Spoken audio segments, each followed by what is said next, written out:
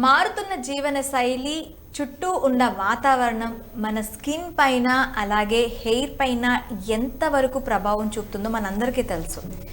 చాలా వరకు hair fall, skin damage ఇలాంటివన్నీ జరుగుతూనే ఉంటాయి. మరి ఈ హెయిర్ అండ్ స్కిన్ రెండు హెల్తీగా ఉండాలి అంటే అసలు ఏం చేయాలి?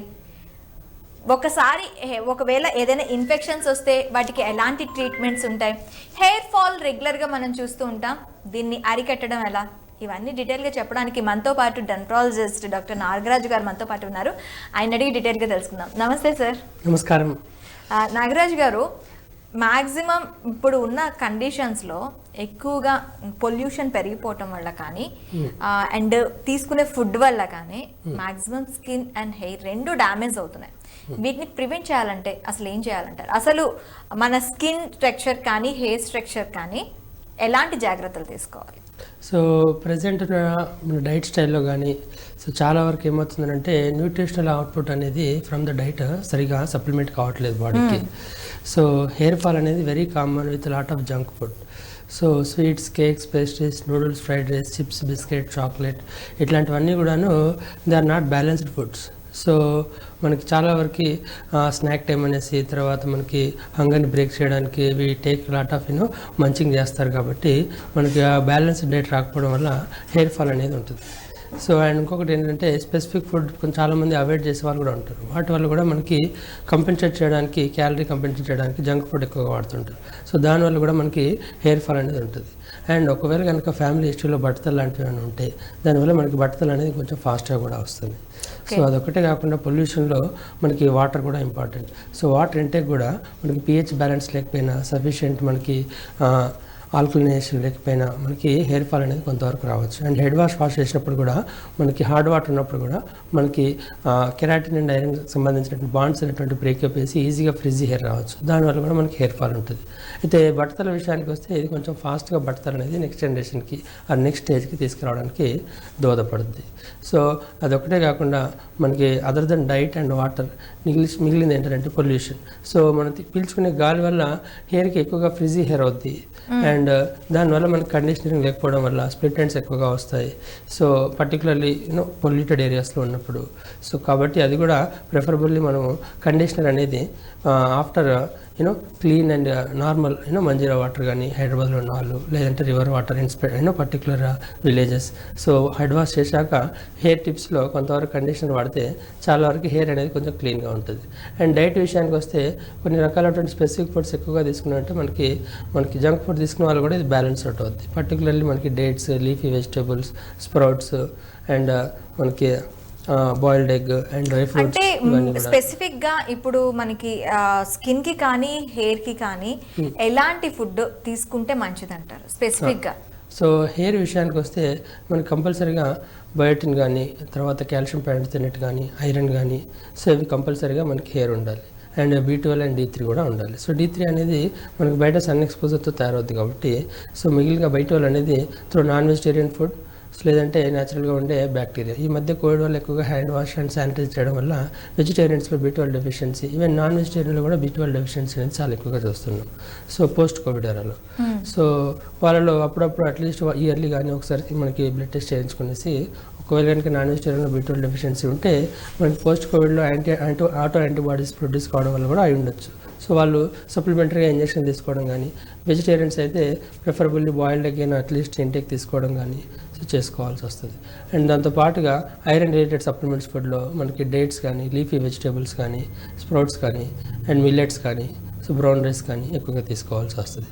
అండ్ తర్వాత మనకి బయోటిన్ రిచ్ ఫుడ్స్ కావాలి అంటే మనకి avocado, tomato and also sprouts ఇవి బాగా వరకు హెల్ప్ చేస్తాయి. And pumpkin seeds, sabja seeds and flax seeds, so ఇవి మనకి కొంతవరకు హెల్ప్ చేస్తాయి. సో ఈ రకంగా ఈ ఫుడ్స్ అనేటువంటి హెయిర్ రిలేటెడ్ బాగా మనకి దోహదపడతాయి.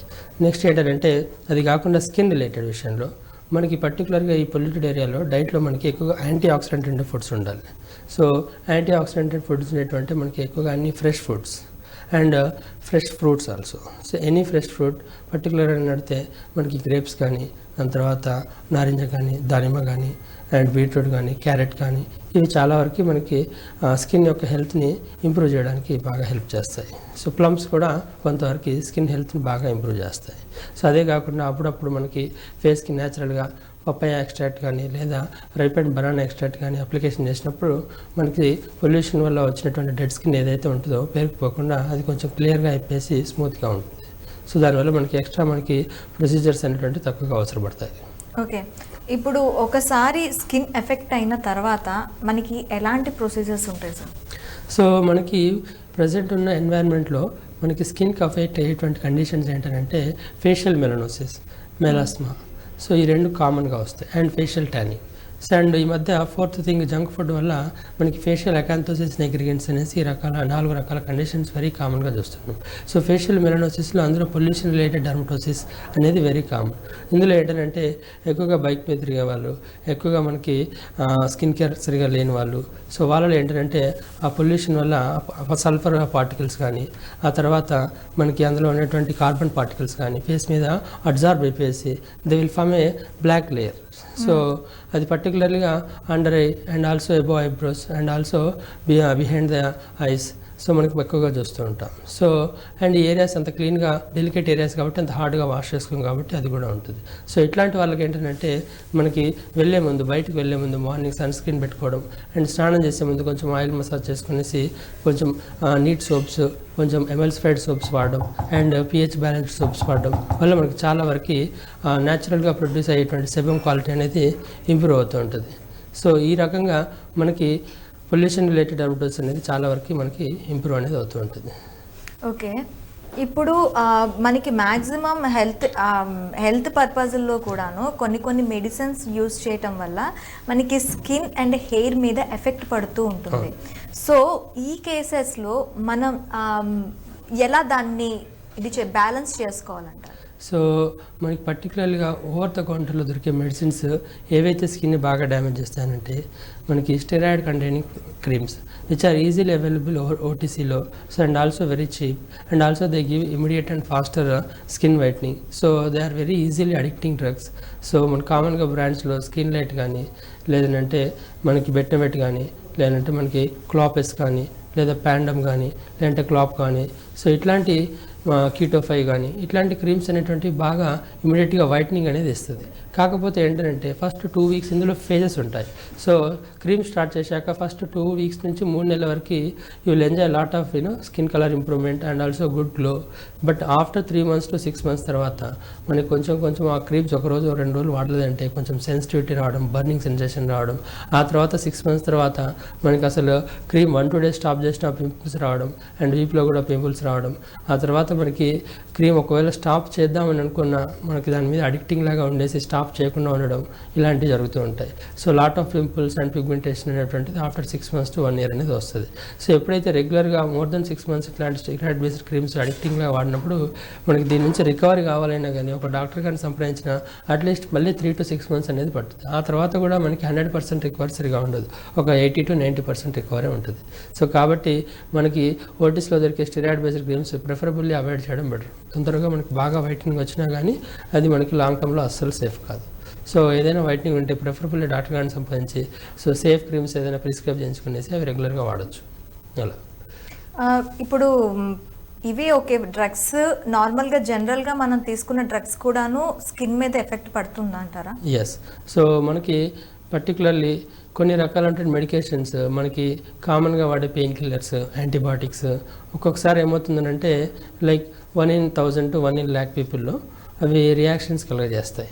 సో ఈ మధ్య లాస్ట్ వీక్లోనే మనకి నోటిఫికేషన్ కూడా వచ్చింది, మనకి మెన్సెస్ టైంలో మనకి పెయిన్ వస్తుంది అనేసి మెఫ్తాల్ఫాజ్ ఇచ్చేటప్పుడు కంపల్సరీగా ఏమైనా drug reaction with eosinophilia and systemic symptoms అని డ్రెస్ అనేటువంటి ఒక టైప్ ఆఫ్ మనకి డ్రగ్ రియాక్షన్ అనేది కామన్గా వస్తుంది, ఏదైనా ఉంటే రిపోర్ట్ చేయమనేసి మనకి హైయర్ అథారిటీ ఫార్మకో విజిలెన్స్ బాగా రిపోర్ట్ చేస్తారు. అలాంటి కండిషన్స్ చాలా కూడా వస్తాయి. ఒక్కొక్కసారి కామన్గా వాడే ఈవెన్ పెన్సిలిన్ డ్రగ్ కూడా మనకి లైఫ్ థ్రెటనింగ్ రియాక్షన్స్ కూడా కలుగజేయచ్చు. సో పర్టికులర్లీ వైరల్ ఇన్ఫెక్షన్ అయ్యాక ఫస్ట్ 2 వీక్స్లో they are more susceptible to this kind of reaction. So కాబట్టి మనకి ఏ ఫీవర్ వచ్చినా చక్కగా యాంటీబయాటిక్ వాడడం ఇట్లాంటి చేయడం వల్ల మనకి సిమ్టమ్స్ ఇంప్రూవ్ అవుతాయనేసి సెల్ఫ్ మెడికేట్ చేయడం వల్ల మనకి ఇట్లాంటి రియాక్షన్ ఛాన్సెస్ అనేది ఎక్కువగా ఉంటుంది. సో కాబట్టి సాధ్యమైనంత వరకు పెయిన్ కిల్లర్స్ కానీ యాంటీబయాటిక్స్ కానీ అండ్ స్టెరాయిడ్స్ కానీ సాధ్యమైనంత వరకు అవాయిడ్ చేయడం అనేది ఉత్తమం.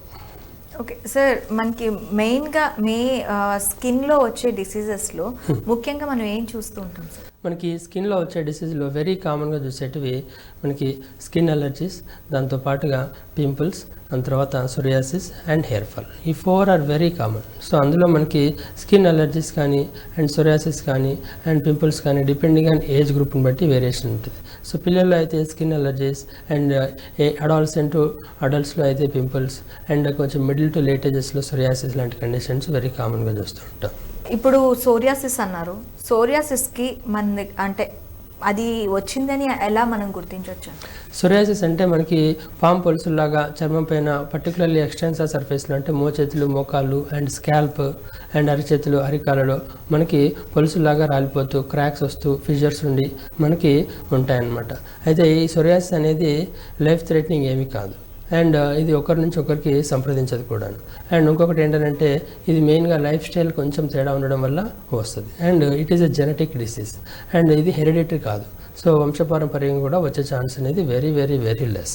సో కాబట్టి ఇందులో లైఫ్ స్టైల్లో మనకి అగ్రవేటింగ్ ఫ్యాక్టర్స్ ఏమేమి ఉంటాయంటే స్మోకింగ్ కానీ, ఆల్కహాల్ కానీ, వెయిట్ కానీ, స్ట్రెస్ కానీ, లేట్ నైట్ స్లీప్స్ కానీ, ప్లేస్ చేంజ్ అయినప్పుడు, వాటర్ చేంజ్ అయినప్పుడు, కోల్డ్ వెదర్స్లో, సో ఇట్లాంటి అండ్ డయాబెటిక్ అన్కంట్రోల్లో ఉన్నప్పుడు, ఏదైనా ఇన్ఫెక్షన్స్ వచ్చినప్పుడు, సో ఇట్లాంటి కండిషన్స్ బాడీలో ఉండేటువంటి లెబైల్ జీన్స్ని యాక్టివేట్ చేసేసి మనకి సోరియాసిస్ అనేది యాక్టివేట్ చేస్తుంది. దానివల్ల మనకి స్కాల్ప్లో పొలుసులు ఎక్కువగా రావడం, డాండ్రఫ్ ఎక్కువగా ఉండడం అండ్ అరచేతులు అరకాల్లో బాగా పొలుసులు వచ్చేసి ఫిషర్స్ ఉండడం అండ్ మోచేతులు మోకాల్లో ఉండడం, ఒక్కొక్కసారి ఎంటైర్ బాడీ కూడా ఇన్వాల్వ్మెంట్ కాదు ఉండడం.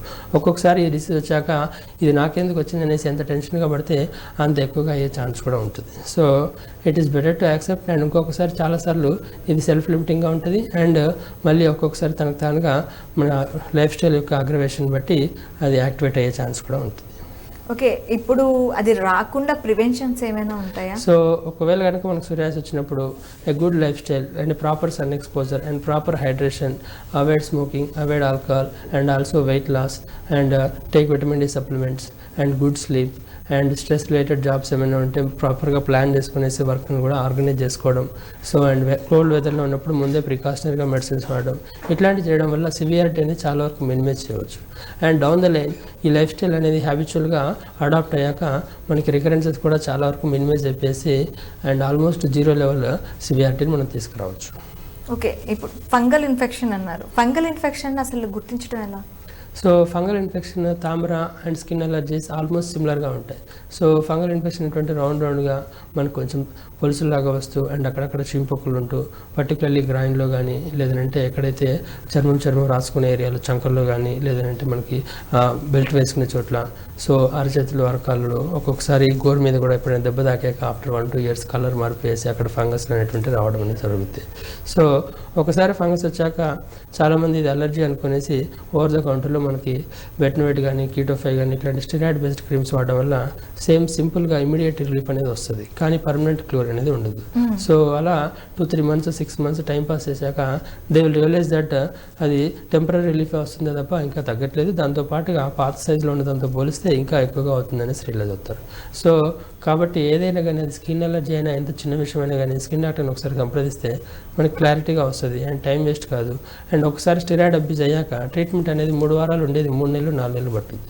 So and it will also be very expensive also. So కాబట్టి ఫంగల్ ఇన్ఫెక్షన్ అనేది ప్రాపర్గా క్లారిటీగా క్లియర్ చేయించుకుంటే బెటర్. ఓకే, అండ్ కొన్ని రకాల డైట్ వల్ల కూడా ఎక్కువ స్పైసెస్ కానీ, చికెన్ తిన్న వాళ్ళు, ఎగ్ తిన్నప్పుడు, మనకి బ్రింజాలు తిన్నప్పుడు, సో కొంతమందిలో యాంటీజెన్స్ అనేటువంటి సిమిలర్ ఫంగల్ యాంటీజెన్కి ఈక్వల్గా ఉన్నప్పుడు మనకి బాడీ అనేది రియాక్షన్ అనేది అగ్రవేట్ అవుతుంది ఫుడ్ తిన్నప్పుడు కూడా. బట్ ఇది రియల్గా ఫుడ్ తోటి రాదు, it is through contact, person to person కానీ, క్లాత్ షేరింగ్ కానీ అండ్ మనకి చెప్పుల షేరింగ్ కానీ, సాక్ షేరింగ్ కానీ ఇట్లాంటివి ఉన్నప్పుడు మనకు కామన్గా వస్తుంది. సో క్లోజ్ కాంటాక్ట్స్లో ఇది ఒకరి నుంచి ఇంకొకరికి ట్రాన్స్ఫరబుల్? ఎస్, ఇది సోరియాసిస్ లాగా ఒకరికి ఉండదు. సో ఇది ఒకరి నుంచి ఇంకొకరికి క్లోజ్ కాంటాక్ట్స్లో మనకి స్ప్రెడ్ అవుతాయి. ఓకే, క్లోజ్ కాంటాక్ట్స్లో ఖచ్చితంగా స్ప్రెడ్ అవుతుంది. యా, ఫ్యామిలీ మెంబర్స్లో ఒక 6 monthsలో ఒకరి నుంచి ఇంకొకరికి వచ్చే chance more than 50%. Over the 1 to 2 years ఇటు ఒకరి నుంచి ఇంకొకరికి వచ్చే chance is more than 60 to 70%. ఇది తగ్గించాలంటే ఏం చేయాలి సార్? సో మనకి ఫంగల్ ఇన్ఫెక్షన్ వచ్చినప్పుడు ప్రాపర్గా మనం కోర్స్ లాగా తీసుకోవాలి. అండ్ ప్రజెంట్ సినారియోలో మనకున్న anti fungals are very limited. So కాబట్టి అది మనకి స్టేజ్ వైజ్గా ఇంప్రూవ్మెంట్ వచ్చి క్లారిటీగా కంప్లీట్గా క్లియర్ అయ్యేంత వరకు కూడా చూసుకోవాలి. అండ్ ప్రాపర్గా కోర్స్ అనేది ప్రిస్క్రైబ్ చేస్తారు. అండ్ అయిపోయాక మనకి కొన్ని బాడీలో రిజర్వాయర్స్ కూడా ఉంటాయి, పర్టికులర్లీ నెయిల్స్. మనం చాలా వరకు నెగ్లెక్ట్ చేస్తాం. నెయిల్స్లో కూడా మనకి ఫంగస్ అనేది దాక్కుని ఉండిపోద్ది. సో కాబట్టి నెయిల్స్ సరిగ్గా ట్రీట్ చేయకపోయినా మళ్ళీ రికరెన్స్ అయ్యే ఛాన్స్ ఉంటుంది. సో నెక్స్ట్ ఏంటంటే కనబడని areas, back and buttocks. So ఆ ఏరియాలో మనకి సిమ్టమాటిక్ రిలీఫ్ వచ్చాక అమ్మయ్య తగ్గిపోయిందని వదిలేస్తారు, కానీ అక్కడ ఇంకా మనకి సబ్ క్లినికల్ లెవెల్లో ఉంటుంది. సో ఒకసారి ట్రీట్మెంట్ స్టార్ట్ చేసాక 2-3 months to 6 monthsలో మళ్ళీ బ్యాక్ సైడ్ నుంచి గ్రాడ్యువల్గా స్ప్రెడ్ అయిపోయి ఫ్రంట్ సైడ్కి రావచ్చు. సో కాబట్టి ఎప్పుడైతే ఇన్విజిబుల్ ఏరియాస్ ఉన్నాయో అవి ఫోటోగ్రాఫిక్ అసెస్మెంట్ చేసుకునేసి క్లియర్ చేసుకోవాలి. దాంతో పాటుగా మనకి బట్టల్లో కానీ సో మల్టీ లేయర్డ్ క్లాత్స్ వేసుకున్నప్పుడు, పర్టికులర్లీ జీన్స్ అట్లాంటివి వేసుకున్నప్పుడు ఫంగస్ అనేది క్లాత్స్లో ఎక్కువగా రిజర్వాయర్ లాగా ఉండిపోయే ఛాన్స్ ఎక్కువ ఉంటుంది. సో కాబట్టి జీన్స్ అనేటువంటి ప్రిఫరబుల్లీ అవాయిడ్ చేస్తే బెటర్. అండ్ నెక్స్ట్ ఏంటంటే ఫ్యామిలీ మెంబర్స్లో ఒకరికి ఉంటే మొత్తం అందరు కలిసి వాడితే బెటర్. సో ఎందుకంటే మనకి ఒక 4 ఉందనుకోండి, ఒకరు వాడేసి వాళ్ళకి తగ్గిపోయాక మిగిలిన 3 నుంచి మళ్ళీ ఆ తగ్గిన వాళ్ళకి వచ్చే ఛాన్స్ ఉంటుంది. సో కాబట్టి ఫ్యామిలీ మెంబర్స్లో అందరూ ఉంటే అందరూ ఒకేసారి ట్రీట్మెంట్ తీసుకోవడం బెటర్. సో దాంతో పాటుగా పెట్స్ అంటే ఒకవేళ వాళ్ళకి లేకపోయినా కూడాను తీసుకోవాలంటారా ట్రీట్మెంట్? లేదు, అలా అవసరం లేదు. సో బట్ వాళ్ళకి ఒకవేళ కనుక ఉంటే మాత్రం ప్రిఫరబుల్లీ చెక్ చేయించుకునేసి వాడితే better. Okay. So clothes isolation and soap isolation, so మనకి క్లాత్ వాష్ ఐసోలేషన్ ఇవి ఉంటే సరిపోద్ది. ఇవి పెట్స్ కూడా వచ్చే అవకాశాలు ఉంటాయి ఒకవేళ? కామన్గా వచ్చే ఛాన్స్ ఉంటుంది.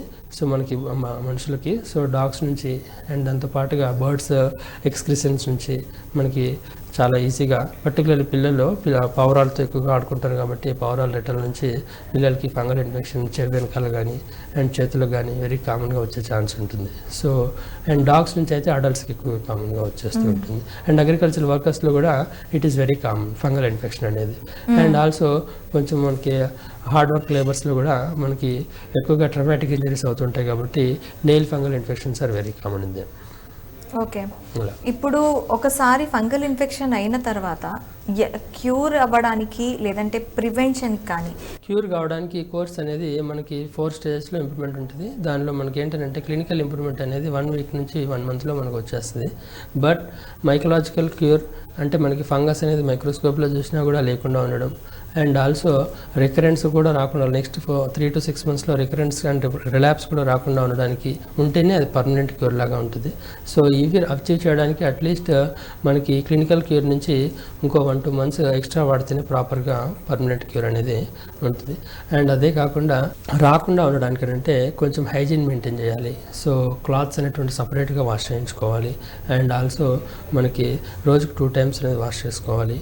అండ్ మనకి ఏదైనా మట్టి పనులు చేసినా కానీ లేదంటే ఏదైనా మనకి ఫంగల్ పార్టికల్స్ కామన్గా ఉండే ఏరియాస్లో పర్టికులర్లీ బర్డ్ ఎక్స్క్రిషన్స్, డాగ్ ఎక్స్క్రిషన్స్, సో ఇట్లాంటివి ఉన్నప్పుడు మనం వాటిని కూడా ప్రాపర్గా హైజీన్ చేసుకోవాలి.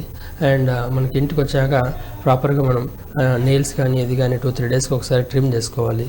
అండ్ సాక్స్ షేర్ చేసుకోవడం కానీ అండ్ టవల్ షేర్ చేసుకోవడం కానీ సోప్ షేర్ చేసుకోవడం కానీ ప్రిఫరబుల్లీ అవాయిడ్ చేయాలి. ఓకే. ఇప్పుడు ఫంగల్ ఇన్ఫెక్షన్ కానీ సోరియాసిస్ ఇవి హెయిర్ మీద ఎఫెక్ట్ చూపించే అవకాశాలు ఉంటాయి డెఫినెట్గా. సో ఫంగల్ ఇన్ఫెక్షన్ అనేది హెయిర్ మీద పిల్లల్లో ఎక్కువగా చూపిస్తుంటుంది. సో దాన్ని మనం టీనియా క్యాపిటిస్ అంటాం. దీనివల్ల మనకి పెయిన్ కొరుకులాగా మనకి హెయిర్ ఫాల్ అనేది ఉంటుంది. సో ఇది ట్రీటబుల్ అండ్ దానిలో మనకు కొంచెం చీంపొక్కులు కూడా వచ్చే ఛాన్స్ ఉంటుంది. సో ఎవరైనా పిల్లల్లో పెయిన్ కొరుకులాగా విత్ చీంపొక్కులు కూడా ఉంటే మనకి 1 to 3 monthsలో ప్రాపర్ ట్రీట్మెంట్తో మనకి ఫంగల్ ఇన్ఫెక్షన్ క్యూర్ అవుతుంది. దాంతోపాటుగా ఎక్కడైతే హెయిర్ లాస్ అయిందో అది కూడా వచ్చే ఛాన్స్ ఉంటుంది. సోరియాసిస్ అనేది హెయిర్ మీద కనుక ఎఫెక్ట్ అయితే హెయిర్ ఫాల్ ఉంటుంది అండ్ హెయిర్ లాస్ వెరీ మినిమల్గా ఉంటుంది. బట్ ప్యాచీ లాస్ అనేది ఉండదు. సో దీనిలో ఏంటంటే మనకి డాండ్రఫ్ అనేది సివియర్గా ఉన్నట్టుగా కనిపిస్తుంటుంది చాలా వరకు. Psoriasis people majority of the time వాళ్ళకి డాండ్రఫ్ లాగానే ఉంటారు. సో అది కొంచెం ఎక్కువగా ఉన్నట్టుగా కనిపిస్తుంది. సో ఒకసారి స్కాల్ప్ ఎగ్జామినేషన్ చేసుకున్నప్పుడు లేదా గుండె తీసుకున్నప్పుడు మనకి ప్రాపర్గా ఇన్ఫ్లేమ్డ్ ఎరిథమాటస్ ప్లాక్స్ అనేటువంటి కనిపిస్తాయి. సో అప్పుడే మనం సోరియాసిస్ అనేది ఐడెంటిఫై చేసుకోవచ్చు. లేదంటే ట్రైకో స్కాన్ చేసినప్పుడు, డెమటోస్కోపీ చేసినప్పుడు కూడా మనకి స్కాల్ప్ డాండ్రఫ్ అనేది స్కాల్ప్ సోరియాసిస్గా ఉందా లేదా అనేసి మనం ఐడెంటిఫై అనేది చేసుకోవచ్చు. అంటే ఎక్కువగా డ్రై స్కిన్ ఉన్న వాళ్ళలోని ఎక్కువగా మనకి స్కాల్ప్ లో డాండ్రఫ్ లాగా పొట్టు రేగడం లాగా కనిపిస్తూ ఉంటుంది. దాన్ని సోరియాసిస్ గా తీసుకోవచ్చా మనం? సో ఇప్పుడు ఏంటంటే మనకి పొట్టు రేవడం, ఈ డాండ్రఫ్ లాగా ఉండడం అనేది మనకి ఏదైతే మనకి డెడ్ స్కిన్స్ ఉంటాయో స్కిన్ ఇది సెల్ టర్న్ ఓవర్ ఎవ్రీ 21 డేస్కి ఒకసారి మనకి సెల్ అనేది టర్న్ ఓవర్ కావాలి. సో ఆ టర్న్ ఓవర్ అనేది మనకి షెడ్ అయిపోయేసి పౌడర్ లాగా ఉంటుంది. మన స్కిన్ మీద విషయానికి వస్తే మనం డైలీ బాత్ చేస్తాం కాబట్టి ఇది కరెక్ట్గా కనిపించదు కూడా. అదే స్కాల్ప్ విషయానికి వస్తే మనం డైలీ బాత్ చేయం. సో దానివల్ల ఏంటంటే మనకి కొంతలో కొంత మనం బాత్ చేసినా బాత్ చేయలేదంటే 3 డేస్ తర్వాత డెఫినెట్గా ఆల్మోస్ట్ 90% పీపుల్లో ఆ ఫ్లేక్స్ అనేటువంటి కనిపిస్తూ ఉంటాయి. సో అలా కాకుండా మనకి ఆల్టర్నేట్గా చేసిన డైలీ చేసిన ఉంది అని అంటే మెయిన్గా సెల్ టర్న్ ఓవర్ని ఇంక్రీజ్ చేసే కండిషన్స్ ఏమేమి ఉన్నాయో చూడాలి. అందులో కామన్గా 3 కండిషన్స్ ఉంటాయి. పర్టికులర్గా డ్రై స్కిన్ ఉన్న వాళ్ళలో మనకి సెల్ టర్న్ ఓవర్ అనేది ఇంక్రీజ్ అయిపోద్ది. సో దానివల్ల మనకి ఏంటంటే 21 డేస్కి రీసైకిల్ కావాల్సింది ఒక్కొక్కసారి 2 వీక్స్ 10 డేస్కి అవుతుంది.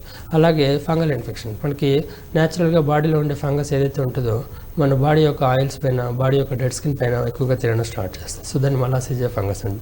ఆ యొక్క పాపులేషన్ పెరిగినా అది ఎందుకు పెరుగుతుంది అంటే కొన్ని రకాలైన ఫుడ్స్ వల్ల, వెదర్ ఎఫెక్ట్ వల్ల, దాని యొక్క ఫేవరబుల్ కండిషన్స్ దానికి ఫెసిలిటేట్ చేసినప్పుడు వాటి పాపులేషన్ పెరిగేసి కూడా మనకి డాండ్రఫ్ అనేది ఎక్కువగా వచ్చే ఛాన్స్ ఉంటుంది. అండ్ థర్డ్ థింగ్ ఏంటంటే సోరియాసిస్లో జనరల్గానే స్కిన్ టర్న్ ఓవర్ అనేది ఆల్మోస్ట్ 10 times యాక్సిలరేట్ అవుతుంది. సో వాళ్ళలో 2 to 4 days మనకి యాక్సిలరేట్ ఉంటుంది కాబట్టి మనకి వాళ్ళలో ఫ్లేక్స్ ఎక్కువగా ఉంటాయి. అండ్ నార్మల్ డాండ్రఫ్తో పోలిస్తే సొరియాటిక్ ఫ్లేక్స్ అనేటువంటి చాలా పెద్ద సైజులో ఉంటాయి అండ్ చాలా థిక్నెస్లో కూడా ఎక్కువగా ఉంటాయి. జనరల్ డాండ్రఫ్ అనేది పౌడరీ పఫ్గా ఉంటుంది. సొరియాసిస్లో అయితే మనకి ఫ్లాక్స్ లాగా ఉంటాయి, కొంచెం మనకి చారని బిళ్ళ సైజులో ఉండే ఛాన్స్ కూడా ఉంటుంది. సో అండ్ డ్రై స్కిన్ వచ్చే డాండ్రఫ్ అనేది కూడా సింపుల్ పౌడరీ పఫ్ లాగానే ఉంటుంది. సో ఒక్కొక్కసారి ఆయిలీ స్కిన్ నుండి మనకి దానిలో కూడా డాండ్రఫ్ వచ్చే ఉంటుంది. అట్లాంటి వాళ్ళలో గ్రీజీ స్కాల్ప్ లాగా ఉంటుంది, సో జిడ్డుగా ఉంటుంది. So any type of condition ఏదైనా కానీ మనకి హోమ్ మేడ్ చిట్కా ఏంటంటే at least alternate day or daily head bath చేయడం వల్ల చాలా వరకు డాండ్రఫ్ అనేది కంట్రోల్లో ఉంటుంది. అండ్ హెడ్ బాత్ చేసే ముందు ఆయిల్ మసాజ్ చేసుకున్నప్పుడు కూడా చాలా అంటే ఇక్కడ మనకి పూర్వకాలంలో చెప్పేది ఏంటంటే ఎక్కువగా హెడ్ బాత్ చేయడం వల్ల హెయిర్ ఫాల్ ఎక్కువ అవుతుంది అని చెప్పి, అది కూడా కాజ్ అవుతుందా? సో మనకి ఇక్కడ ఏంటంటే ఎక్కువగా హెడ్ బాత్ చేయడం వల్ల హెయిర్ ఫాల్ అనేది ఎక్కువగా చూస్తాం ఒకటి. సో ఎందుకన్నానంటే మనకి హెయిర్ కూడా మనకి ఆల్మోస్ట్ స్కాల్ప్ పైన 90,000 to 1.1 lakh హెయిర్స్ ఉంటాయి. సో వీటికి కూడా మనకి సేమ్ మనుషుల్లో జనాభా లాగానే మరణాలు జననాలు ఎలాగ ఉంటాయో హెయిర్ పైన కూడా సైకిల్ లాగా ఉంటుంది. So everyday 1 to 2% out of 90,000 to 1.1 lakh hair రావాలి. సో అన్నీ రాలిపోవాలి, అన్నీ రావాలి. సో ఎప్పుడైతే హెయిర్ అనేది పొడుగ్గా పెంచుతామో సో మనం హెడ్ బాత్ చేసినప్పుడు అలా రాలుతాయి. సో దట్ ఈస్ ఆ టైంలోనే మనం విజిబుల్గా మనం నోటీస్ చేస్తాం. సో ఇక్కడ మనం గమనించాల్సింది ఏంటంటే హెయిర్ ఫాల్ అన్నీ కూడా హెయిర్ లాస్ కాదు. సో మనం ఆలోచించాల్సింది ఓవరాల్ అవుట్పుట్ ఎలా ఉంది, సో ఓవరాల్ స్కాల్ప్ విజిబిలిటీ ఎలా ఉంది, అండ్ ఓవరాల్ హెయిర్ బల్క్ ఎలా ఉంది, అండ్ ఓవరాల్ హెయిర్ లెంత్ ఎలా ఉంది. ఈ 3 విషయాలు మనం ప్రాపర్గా గమనించాలి. సో ఎవ్రీ 2 to 6 weeks ఒకసారి మనం గమనించినప్పుడు మనకి స్కాల్ప్ విజిబిలిటీ పెరుగుతుంది, దాంతోపాటుగా బల్క్ తగ్గిపోయింది, లెంత్ తగ్గిపోయింది, అండ్ కొంచెం ఫ్రిజీగా ఉంది. ఇట్లాంటివి మనం గమనించినప్పుడు డెఫినెట్గా it is a pathological hair fall అనేసి ఆలోచించాలి. సో అప్పుడు కంపల్సరీగా డాక్టర్ గారిని సంప్రదించాలి. ఒక్కొక్కసారి మనకి హెడ్ బాత్ చేసినప్పుడు మనం 50, 10, ఒక్కొక్కసారి 100 కూడా మనం చూస్తాం. So and some times it is a temporary process also. So ఒక్కొక్కసారి ఆటోమేటిక్గా 1-2 weeksలో తగ్గిపోద్ది. సో ఇట్లాంటివి మనం మినిమైజ్ చేసుకోవచ్చు మంచి గుడ్ డైట్ ద్వారా. ఇంతకుముందు చెప్పినట్టుగా మనకి డేట్స్, డ్రై ఫ్రూట్స్, స్ప్రౌట్స్ ఇట్లాంటివి తీసుకున్నప్పుడు మనకు చాలా వరకు హెల్ప్ఫుల్ అవుద్ది. అండ్ దాంతోపాటుగా బయోటిన్ సప్లిమెంట్స్, ఐరన్ సప్లిమెంట్స్ తీసుకున్నప్పుడు కూడా చాలా వరకు కంట్రోల్ అవుద్ది. ఒకవేళ కనుక any hair fall more than 6 weeks ఉన్నా అండ్ ఎనీ హెయిర్ ఫాల్ మనకి ఈ 3 symptoms scalp visibility, hair bulk and hair lengthening, shortening ఇవి ఉన్నప్పుడు కంపల్సరీగా డాక్టర్ గారిని సంప్రదించేసి దాని ప్రకారంగా మనకి ఎగ్జామినేషన్ చేయించుకునేసి మనకి బ్లడ్ టెస్ట్, దాంతో పాటుగా స్కాల్ప్ మైక్రో ఎగ్జామినేషన్, దాంతోపాటుగా హెయిర్ పుల్ టెస్ట్ ఇవన్నీ చేసుకునేసి మనకు ఒక ఐడెంటిఫికేషన్ వచ్చాక ప్రాపర్ ట్రీట్మెంట్ స్టార్ట్ చేస్తే మనకి కొన్ని విషయాల్లో simple 1 or 2 tablets and 1 or 2 serumsతో వెళ్ళిపోద్ది. కొన్ని విషయాల్లో PRP సెషన్, GFC సెషన్స్ దాకా వెళ్ళొద్ది. సో కాబట్టి మనకు 1 by 1 డయాగ్నోసిస్ అయ్యాక ప్రాపర్ అసెస్మెంట్ అండ్ ట్రీట్మెంట్ అనేది జరుగుతుంది. అంటే హెయిర్ ఫాల్కి ఓన్లీ డాండ్రఫ్ కాకుండా, ఫుడ్స్ కాకుండా ఇంకా ఎటువంటివి మనకి ఇది మనకి చేస్తారు? జనరల్గా వెరీ కామన్గా చూసేటివి nutritional deficiencies and iron deficiency. తర్వాత మనకి post fever, any fever more than 3 days ఉన్నప్పుడు మనకి హెయిర్ ఫాల్ అనేది ఆఫ్టర్ 2 to 3 months స్టార్ట్ అవుతుంది. దాంతోపాటుగా వెయిట్ లాస్ ప్రోగ్రామ్స్లో ఉన్నప్పుడు కంపల్సరీగా మనం more than 3 kgs per month loss అయినప్పుడు will see hair fall after 2 to 3 months of the hair fall weight loss. So అదే కాకుండా మనకి కొన్ని మెడికల్ కండిషన్స్, థైరాయిడ్ లాంటివి కానీ, సో ఇట్లాంటివి ఉన్నప్పుడు కూడా మనకి హెయిర్ ఫాల్ అనేది ఉంటుంది. దాంతోపాటుగా కోవిడ్ తర్వాత కూడా చాలామందికి హెయిర్ ఫాల్ అనేది వెరీ సివియర్గా ఉంటుంది. అండ్ నెక్స్ట్ ఫ్యామిలీలో బట్టతల హిస్టరీ ఉన్నప్పుడు కూడా మనకి అది hair fall and hair loss రెండు కలిసి యాడ్ అవుతాయి. అండ్ నెక్స్ట్ ఏంటంటే లేట్ నైట్ స్లీప్స్ వల్ల కూడా మనకి, and also junk food and మనకి హెల్తీ అలవాటు లేనప్పుడు కూడా మనకి హెయిర్ ఫాల్ అనేది ఉంటుంది.